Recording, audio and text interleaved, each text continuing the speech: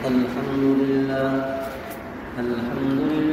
نحمده ونستعينه ونستغفره ونؤمن به ونتوكل عليه ونعوذ بالله من شرور أنفسنا ومن سيئات أعمالنا من يهده الله فلا مضل له ومن يضلله فلا هادي له ونشهد أن لا إله إلا الله وحده لا شريك له ونشهد أن محمدا عبده ورسوله أما بعد أعوذ بالله من الشيطان الرجيم بسم الله الرحمن الرحيم يوم لا ينفع الظالمين معذرتهم ولهم اللعنة ولهم سوء الدار وقال النبي صلى الله عليه وسلم وعن جابر أن رسول الله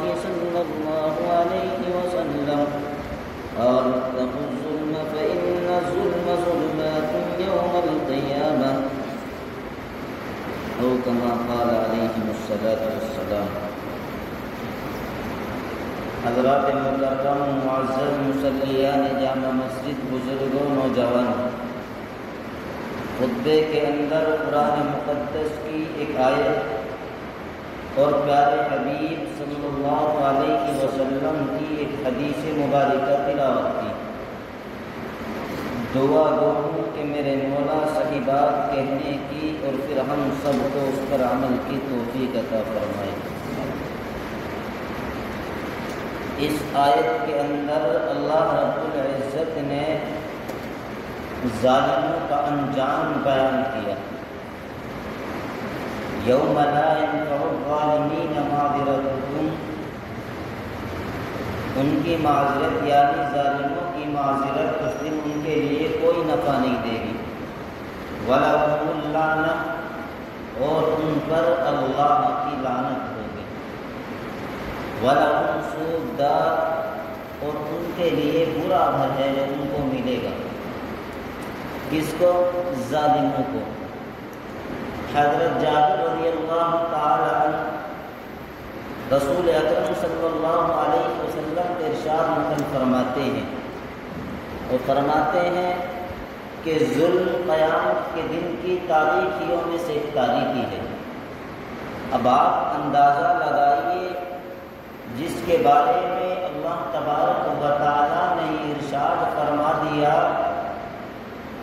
کہ ظالموں کو ان کی معذرت اس دن، یعنی وہ دن جو اللہ تبارک و تعالی کے سامنے پیش کیے جائیں گے، اس وقت وہ معذرت کریں گے لیکن معذرت کوئی نفع نہیں دے گی.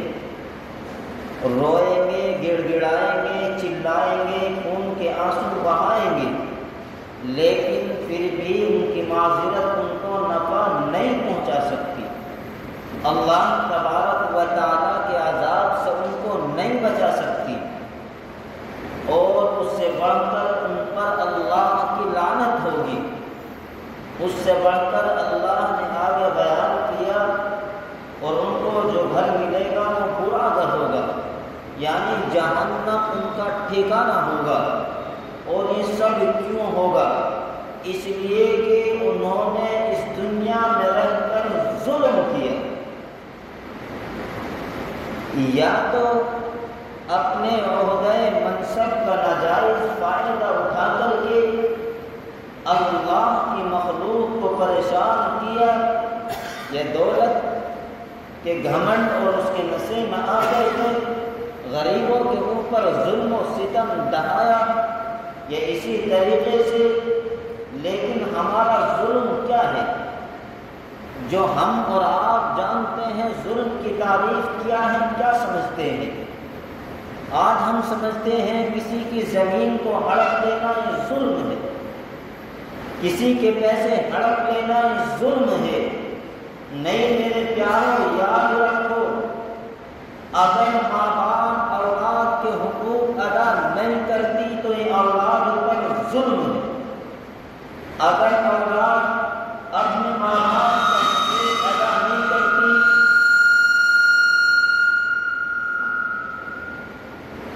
اگر اولاد اپنے ماں باپ کے حقوق ادا نہیں کرتی تو اولاد ظلم کر رہی ہے، ظالم ہے۔ اسی طریقے سے شوہر اگر اپنی بیوی کے حقوق ادا نہیں کرتا تو ظلم کر رہا ہے، بیوی شوہر کے حقوق ادا نہیں کر رہی تو ظلم کر رہی ہے۔ یہ تمام چیزیں گویا کہ جو ہمارے ماتحت انسان آتے ہیں، کیونکہ ہر ایک ذمہ دار ہے، ہر ایک کے پاس ذمہ داری ہے، اگر ہم اس ذمہ داری کو نہیں نبھاتے ہیں جو ہمارے ماتحت انسان آتے ہیں تو ہم ظلم کرنے والوں میں شمار ہوں گے۔ جو ظلم کرتا ہے اللہ تبارک و تعالی اس کو اس دنیا میں بھی عبرت کا نشان بنا دیتے ہیں۔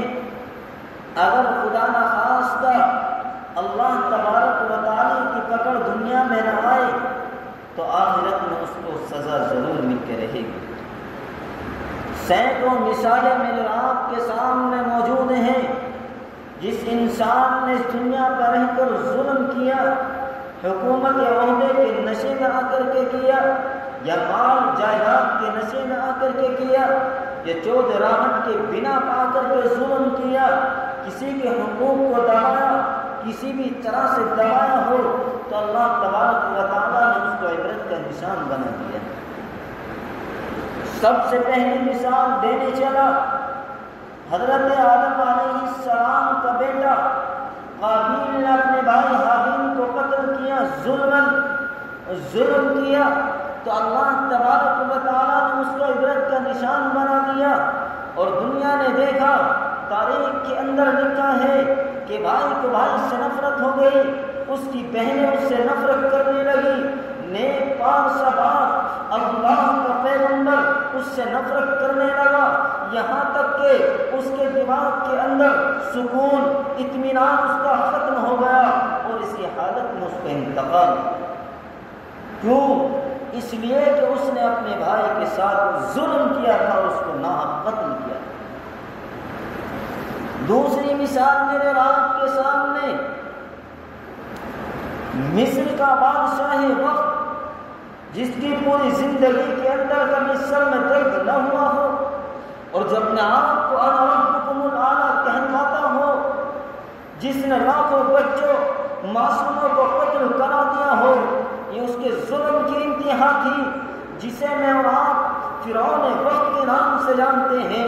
اس نے اس پورے زمین پر اللہ کی مخلوق کے ساتھ ظلم کیا، اور ظلم کی انتہا نہ رہی، معصوم بچوں کو قتل کرواتا رہا اور اس بات پر فخر کرتا کہ یہ تو میری بادشاہت ہے، میں رب ہوں، لوگ مجھے نہ مانیں گے، میرے محلات کے نیچے سے طرح طرح کی نہریں جاری ہیں، طرح طرح کی دریا جاری ہیں، لیکن اللہ نے عبرت کا نشان بنایا۔ جن نہروں پر فخر کرتا تھا، جن دریاؤں پر فخر کرتا تھا، اسی میں اس کو غرق کر دیا، اور اس کے ماننے والے اس کی فوج اس کا تماشا دیکھ رہے ہیں۔ جب اللہ کی پکڑ آئے گی، اللہ کی گرفت آئے گی، پھر کوئی بچا نہیں سکتا ہے۔ لیکن آج میں اور آپ غفلت میں سوئے ہوئے ہیں۔ وَمَا ظَلَمْنَاهُمْ وَلَٰكِنْ كَانُوا أَنفُسَهُمْ يَظْلِمُونَ۔ اللہ نہیں چاہتے کہ میں اپنے بندے کو جہنم کے اندر ڈالوں۔ اللہ کے بے انتہا محبت کرتے ہیں، لیکن ایک انسان یہ ہے کہ اپنی جان پر خود ظلم کر رہا ہے، اللہ کے حکم کو توڑ کر کے اپنی جان پر ظلم کرتا ہے۔ ہم سوچتے ہیں نمازیں چھوڑ دی، ظلم نہیں ہے، ہم چھوڑتے سمجھتے ہیں روزوں کا مہینہ آیا چھوڑ دیے، ظلم نہیں ہے۔ ہم سوچتے ہیں ہم پر زکوٰۃ فرض ہے، زکوٰۃ ادا نہیں کرتے، کوئی ظلم نہیں ہے، گناہ ہے، یہ بھی ظلم ہے۔ یہ تمام چیزیں ظلم کے جملے کے اندر آتی ہیں۔ یہ ظلم کر رہے ہیں، کسی دوسرے پہ نہیں، خود اپنی جان کے اوپر ظلم کر رہے ہیں۔ اس جہنم کی آگ سے ڈرو جس آگ کا ذکر سن کر کے پتھر بھی رونے لگتا ہے، جس آگ کا تذکرہ پتھر کے سامنے کیا جائے تو وہ پتھر بھی پگھل جائے اور ڈر اور خوف کے بارے رونے لگے۔ ایک یہ انسان ہے جس کو مٹی سے بنایا گیا، مٹی سے سنوارا گیا اور پھر اسی مٹی کے اندر اس کو لوٹا دیا جائے گا اور کل قیامت کے دن پھر اسی مٹی سے نکالا جائے گا۔ اس بھول میں مت رہنا کہ انسان مر کے ختم ہو جائے گا، نہیں، کل قیامت کے دن پھر زندہ کیا جائے گا، لوٹایا جائے گا، سوال کیا جائے گا تیری ماضی کے فسانے میں، تیری زندگی کے بارے میں، تینے جتنے ظلم کیے ہوں گے اللہ کی مخلوق پر یا اپنی جان پر، وہ تمام کا تمام تیرا کرا ہوا چٹھا تیری آنکھوں کے سامنے کھول دیا جائے گا۔ یہ زمین، یہ آسمان سب کو درہم برہم کر دیا جائے گا۔ جب قیامت کا ہولناک منظر ہوگا، نفسی نفسی کا عالم ہوگا، یہاں تو انسان رشوت دے کر کے کام چلا لیتا ہے، پیسے دے کر کے کام چلا لیتا ہے، وہاں تو رشوت نہیں دی جائے گی، وہاں رشوت نہیں لی جائے گی، وہاں دنیا کے درہم و دنانیر نہیں چلیں گے، انڈیا کی کرنسی نہیں چلے گی، کسی ملک کی کرنسی نہیں چلے گی، بلکہ وہ کرنسی چلے گی تو نے جو دنیا میں رہ کر کے نیک اعمال کیے۔ اگر صرف تو یہ سوچ کر پڑا رہا کہ کل سے عبادت کروں گا، کل سے گناہوں کو چھوڑ دوں گا، کل سے نیکی کا راستہ اختیار کروں گا، یاد رکھ کل نہ آئی کبھی اور نہ آئے گی کل، کل تو کل ایک پل کا بھروسہ نہیں۔ وہ بزرگ، وہ نوجوان جو چند لمحات پہلے کبھی ہمارے ساتھ ہوا کرتے تھے، آج قبر کا دامن میں لیٹے، لیکن ہمیں پتہ نہیں کس چیز کا گھمنڈ اور تکبر ہے۔ یاد رکھو تکبر کرنے والوں کو اللہ زمین دوز کر کے دکھا دیتا ہے۔ قارون کے نام سے کون واقف نہیں؟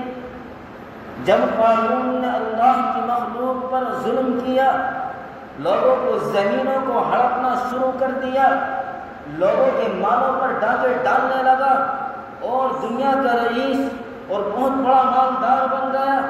تاریخ کے اندر لکھا ہے کہ بہت ہٹی کٹی نوجوانوں کی ایک جماعت اس کی خزانوں کی کنجیاں یعنی چابی لے کر کے چلتی تو ان کی کمر جھک جایا کرتی تھی۔ دنیا کا اتنا بڑا رئیس، اتنا بڑا مالدار وہ بن چکا تھا، لیکن اللہ کے پیغمبر نے جب اس کو نصیحت کی اور سمجھایا، اے قارون متکبر نہ بن، غرور نہ کر، اللہ کی وحدانیت کو مان لے، میری بات کو تسلیم کر لے، نیک اعمال کر لے، اللہ کی مخلوق کے ساتھ ظلم نہ کر، جن کا مال ہڑپا ہے ان کو واپس لوٹا دے۔ تو ظالم نے اللہ کے پیغمبر کی نصیحت کو نہیں مانا تو پھر اللہ تبارک و تعالیٰ نے اس ظالم کو دنیا کے لیے عبرت کا نشان بنا دیا، زمین کے اندر زندہ دھسا دیا گیا۔ اور صرف قارون کو نہیں بلکہ قرآن اٹھاؤ، قرآن بتلائے گا، قرآن بتلاتا ہے اللہ نے قارون کو اس کے محل کے ساتھ زندہ زمین کے اندر دفن کر دیا۔ یہ انجام ہوتا ہے گناہ کا، ظلم کرنے والوں کا، لیکن آج ہم اپنے انجام سے بے خبر ہیں۔ کوئی شکوہ نہیں اپنے آپ سے، کوئی شکایت نہیں کرتا اپنے آپ سے۔ اس شکایت کرنے کی چیز ہے، ٹٹولو اپنے دل کو اور کہو کہ تجھے تو راستہ اختیار کرنا تھا شریعت مطہرہ کا، تجھے راستہ اختیار کرنا تھا جو محمد عربی صلی اللہ علیہ وسلم بتا کر کے گئے، تو شیطان کے نقش قدم پر کیوں چلا؟ ٹٹولو اس دل کو جو گناہوں کا عادی بن چکا، جس نے نیکی کی طرف جانا چھوڑ دیا، اس دل کو ٹٹولو، اس دل سے کہو کہ میری زندگی کا مقصد دنیا کمانا نہیں، میری زندگی کا مقصد آخرت کمانا ہے۔ یہ مسلمان صرف دنیا کمانے کے لیے نہیں آیا بلکہ آخرت کو کمانے کے لیے آیا ہے، جو ہمیشہ ہمیش کی زندگی ہے۔ کسی کی عزت و آبرو کے ساتھ کھلواڑ نہ کرو، کسی کی غیبت نہ کرو، کسی پہ تہمت نہ لگاؤ، کسی پہ الزام تراشی نہ لگاؤ۔ یہ تمام چیزیں ظلم کے زمرے میں آتی ہیں، یہ تمام چیزیں ظلم ہیں۔ یاد رکھو، اگر تم کسی کی عزت و آبرو کو پامال کرو گے تو کل تمہاری عزت و آبرو کو پامال کیا جائے گا۔ کسی پہ تہمت لگاؤ گے، رب کی قسم تمہارے پہ تہمت لگائی جائے گی۔ کسی کی ماں و بہنوں کی عزت کو داغدار کرو گے، تمہاری ماں و بہنوں کی بھی عزت و آبرو کو پامال کیا جائے گا۔ میں نہیں کہتا، مثال دے کر کے سمجھا سکتا ہوں اور بتا بھی سکتا ہوں، ایسے سینکڑوں واقعات آئے ہیں کہ جنہوں نے کسی کی عزت کو داغدار بنانے کی کوشش کی ہے تو رب نے سب کے سامنے اس کی عزت کو پامال کر کے دکھایا۔ مولانا حسین احمد مدنی نور اللہ مرقدہ جب ہندوستان آزاد ہوا اور دو جماعتیں بن گئی، ایک جماعت وہ بن گئی جو یہ چاہتی تھی کہ مسلمانوں کا ملک الگ ہو جائے، لیکن مولانا حسین احمد مدنی نور اللہ مرقدہ کی رائے یہ تھی کہ دو ملک نہیں بلکہ تمام لوگ مل کر اس ملک کے اندر رہیں، کیونکہ اگر ایک ملک الگ بنا دیا جائے گا، کچھ مسلمان وہاں چلے جائیں گے، کچھ یہاں رہ جائیں گے، تو یہاں پر لوگ کم ہوں گے، اکثریت دوسروں کی آ جائے گی۔ اس کی وجہ سے لوگ مولانا حسین احمد مدنی نور اللہ مرقدہ کے مخالف بنے۔ ایک وقت وہ آیا، وہ پنجاب کے اندر پہنچے، اسٹیشن پہ اترے، چندو باس لڑکوں نوجوانوں نے مولانا حسین احمد مدنی نور اللہ مرقدہ کو سنگریزے مارنا شروع کیے، پتھر مارنا شروع کیے۔ مولانا حفظ الرحمان ساتھ تھے، شاگرد تھے، انہوں نے فوراً اپنا جسم آگے کر دیا کہ جب تک میرے جسم میں جان ہے میں استاذ محترم پر آنچ نہیں آنے دوں گا۔ چنانچہ پتھر کھاتے رہے۔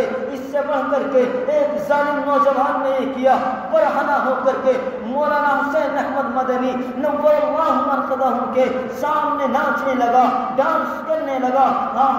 پھر ایک وقت وہ آیا کہ جب ہندوستان کو بانٹا گیا، کچھ لوگ پاکستان جانے لگے، ان میں سے ایک ناچنے والے کو پکڑ لیا گیا، سکھوں نے پکڑا، اس کو برہنہ کر دیا اور ستون سے باندھ دیا گیا۔ برہنہ کرنے کے بعد اس کی بیٹیوں کو، اس کی گھر کی بہوں کو برہنہ کر کے اس کے سامنے نچایا گیا۔ وہ خود بیان کرتا ہے یہ کسی چیز کا فن نہیں، بلکہ میں نے جو ظلم کیا تھا، میں نے جو مولانا حسین احمد مدنی نور اللہ مرقدہ کی عزت و آبرو کو پامال کرنا چاہا تھا، کیا تھا، اس کا یہ نتیجہ مجھے ملا۔ تو یاد رکھو، جیسی کرنی ویسی بھرنی پڑے گی، جیسا بیج بو گے پھل ویسا کاٹو گے۔ اس لیے اپنی آخرت کی بنانے کی فکر کرو، اصلی زندگی کی تیاری کرو۔ اللہ مجھے بھی اور آپ کو بھی عمل کی توفیق عطا فرمائے۔ ان حضرات